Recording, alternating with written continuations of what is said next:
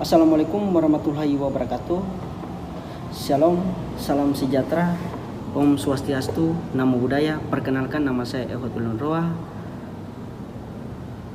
Program studi Pendidikan Pancasila dan Kewarganegaraan, asal kampus Universitas PGRI Kanjuruhan Malang.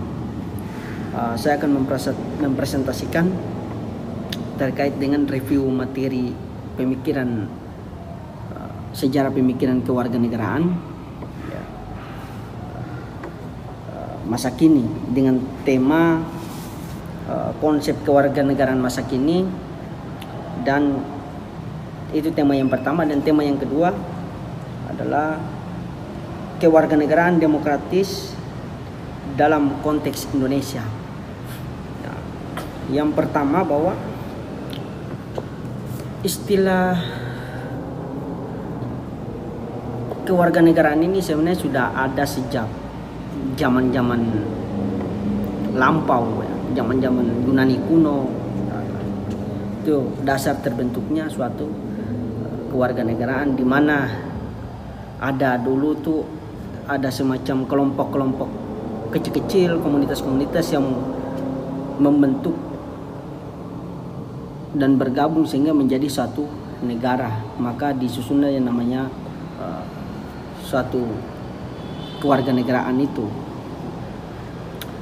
Jadi bicara soal kewarganegaraan berarti berbicara soal secara universal itu luas. Jadi luas, berbicara soal kehidupan masyarakatnya, kehidupan bangsanya, kehidupan negaranya. Jadi harus ada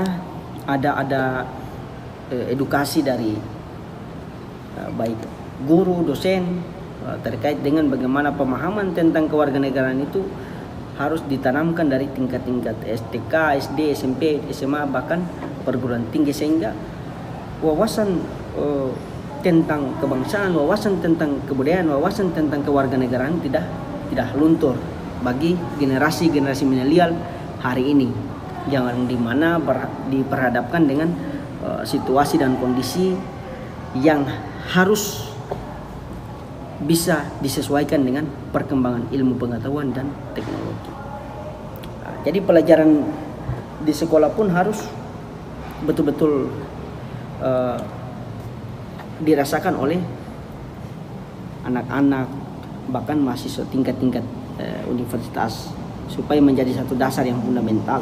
Jadi pelajaran di sekolah pendidikan kewarganegaraan telah diperkenalkan sebagai mata pelajaran di Indonesia sejak tahun 1959 sampai 1960-an.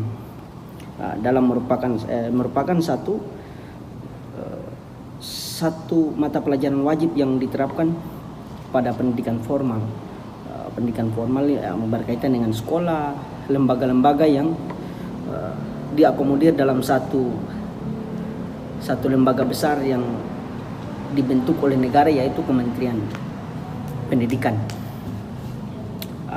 Jadi di tingkat SD, SMP, SMA itu pelajaran PPKN itu bagaimana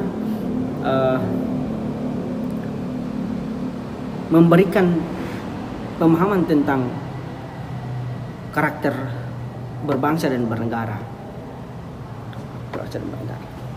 Jadi bukan hanya sekedar mata pelajaran yang wajib kemudian kuliah lalu habis kuliah pulang, tidak, tapi bagaimana dirasakan oleh siswa makan mahasiswa tersebut. Jadi tetapi bertujuan untuk menyiapkan generasi muda menjadi warga negara yang baik. Dalam artian bahwa dalam menjadi suatu warga negara yang baik artinya ada nilai-nilai toleransi antara umat beragama, ada bisa mampu beradaptasi dengan masyarakat luas, tidak hanya dalam lingkup sekelompok atau bahkan komunitas itu, tapi bisa beradaptasi dengan masyarakat dari daerah-daerah lain. Jadi warga negara yang cerdas akan menjadi warga negara yang baik. Warga negara yang cerdas akan mengetahui maupun sikap dan memiliki nilai-nilai demokrasi yang diperlukan untuk berpartisipasi aktif dalam kehidupan bermasyarakat dan bernegara. yang berlandaskan Pancasila dan Undang-Undang 1945. Ya, jadi PPKN ini juga bertujuan agar adanya kesadaran dan pemahaman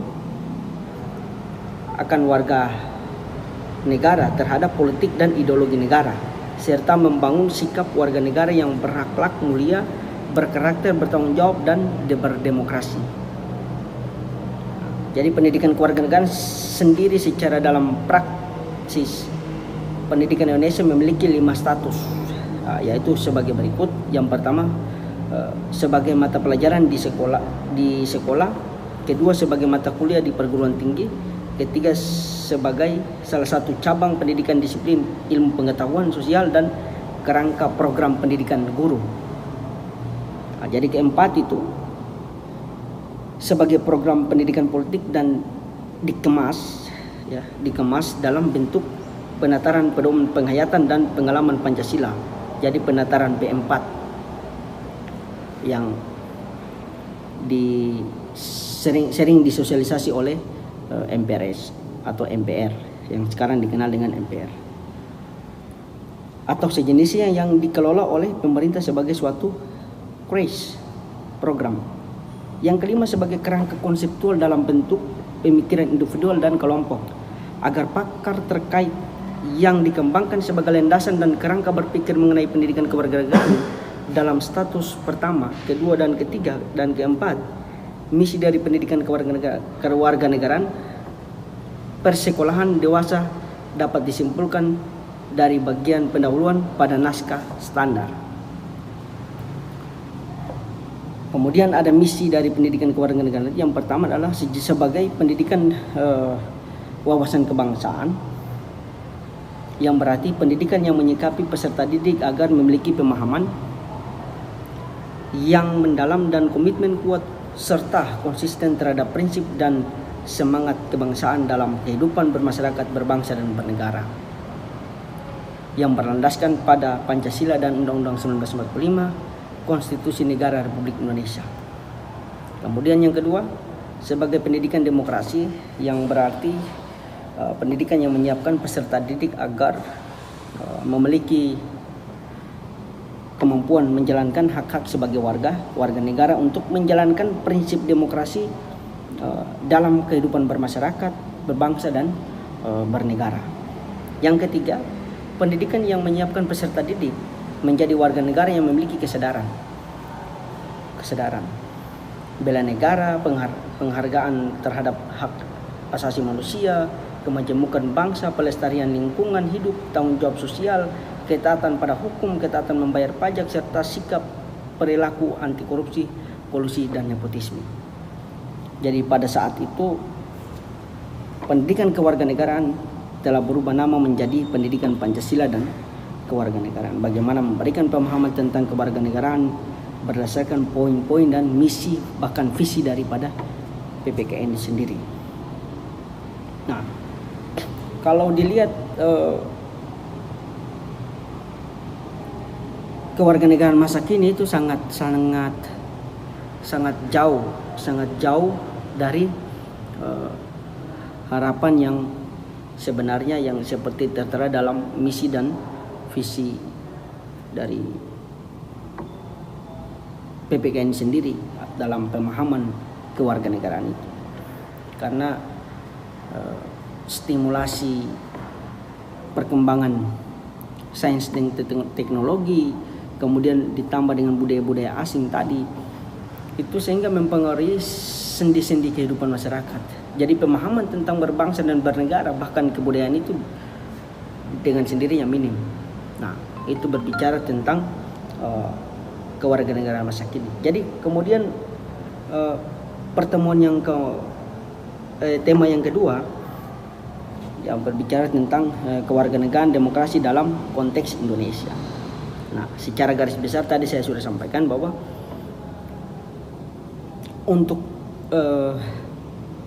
meningkatkan elektabilitas dan memberikan pemahaman edukasi agar generasi muda hari ini mampu mengembangkan nilai-nilai kearifan lokal berdasarkan apa yang tertuang dalam Undang-Undang 1945 dan apa yang tertuang dalam sila Pancasila itu sendiri, yang artinya bahwa dalam sendi kehidupan sosial masyarakat, norma-norma yang berlaku di masyarakat harus ditaati, kemudian hukum pun demikian ditaati. Yang menjadi perlawanan generasi hari ini memang sangat berat dan sudah pasti berat, tapi itu bisa diantisipasi dengan memberikan pemahaman kebangsaan, membentuk karakter mereka, kemudian penyesuaian diri mereka terhadap sains dan teknologi itu, sehingga ketika penguasaan tersebut bisa dimanfaatkan dengan baik, maka sudah pasti generasi milenial hari ini mampu mengarahkan bangsa dan negara ini ke arah yang lebih baik. Jadi mungkin itu penyampaian review materi tentang sejarah kewarganegaraan singkat dari saya. Akhir kata, wabillahi taufik hidayat. Assalamualaikum warahmatullahi wabarakatuh. Shalom, salam sejahtera, Om Swastiastu, Namo Buddhaya.